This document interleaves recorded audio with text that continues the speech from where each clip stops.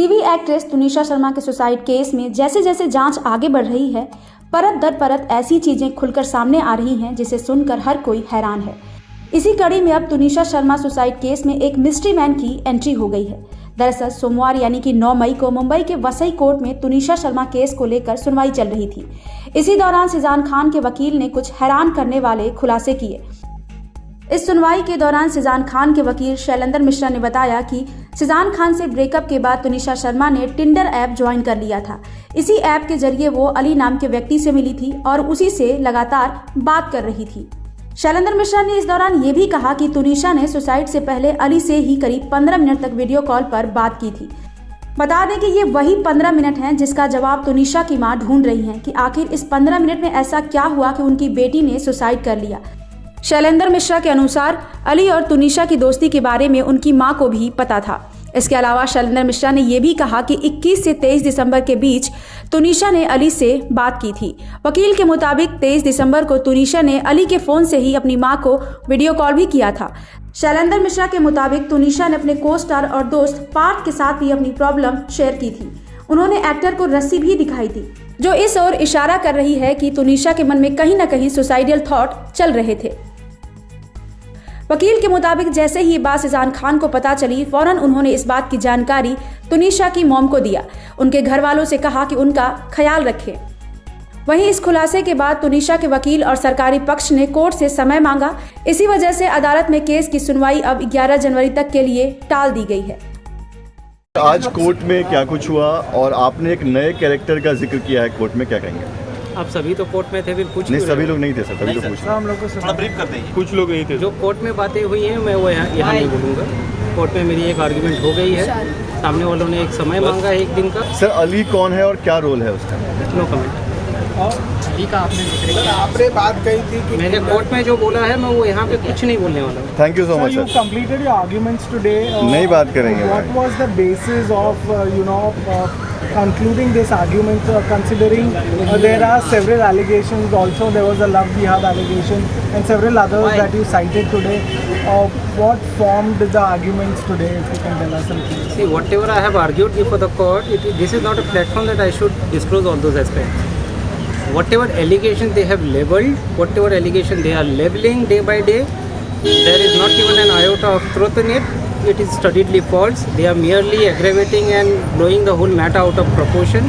Shizan Mohammed is innocent. He has been innocently framed. Some media people or everybody were there in court. You people have already heard my argument. I have disclosed every fact before the court. Let court take a call on it. Like you? Sir उनकी तरफ से कहा गया है कि उनकी मां के भी एक ऑडियो क्लिप बाहर लाई गई है। आपकी तरफ से कहा जा रहा था कि उनकी मां और तुनिशा के बीच अच्छे संबंध हैं, लेकिन वो ऑडियो कहीं ना कहीं ये प्रूव करते हैं कि उनके बीच में अच्छे संबंध हैं। शायद फिर आप लोगों ने पूरा मीडिया का न्यूज़ गौर से सुना नहीं। उनके जो डॉगी घर में आए थे, जिसको उनकी माँ दूर दूर तक गले नहीं लगा रही थी, उस दिन उनकी माँ ने वो डॉगी को गले लगाया करके वो ऑडियो भेजा है। उसके बाद का ऑडियो हमारे पास भी है, बट मैं यहाँ मीडिया ट्रायल के लिए नहीं आया हूँ। मैंने मेरा पक्ष कोर्ट के सामने रखा है। जो भी आरोप को लगा रहे हैं, लगाने दीजिए उनको। किसी भी आरोप को जहाँ तक लगाना लगा है, पुलिस अपनी जांच अनबायसली करे।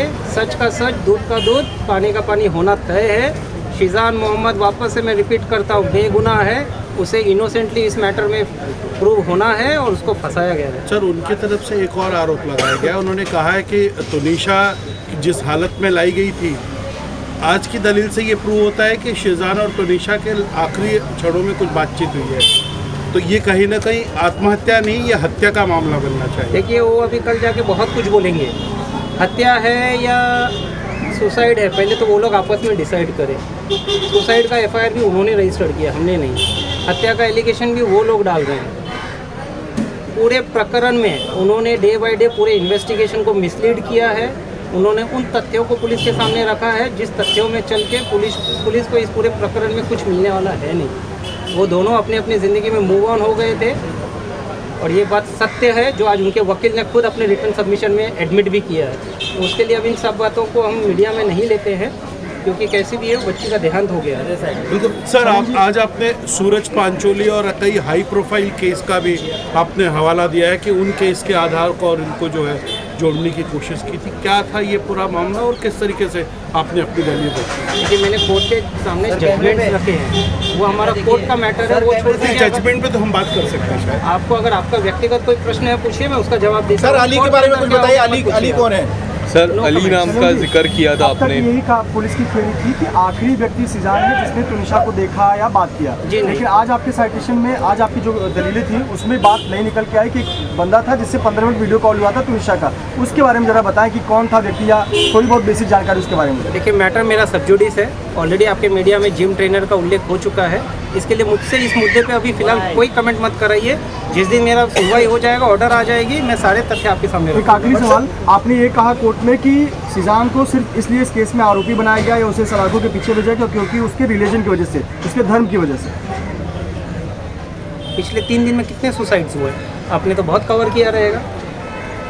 जिस तरह से इसको अरेस्ट किया गया, किसी और को अरेस्ट किया, किसी तरह दूसरे मुद्दों को इस तरह से उछाला गया है, सब जानते हैं सच क्या है।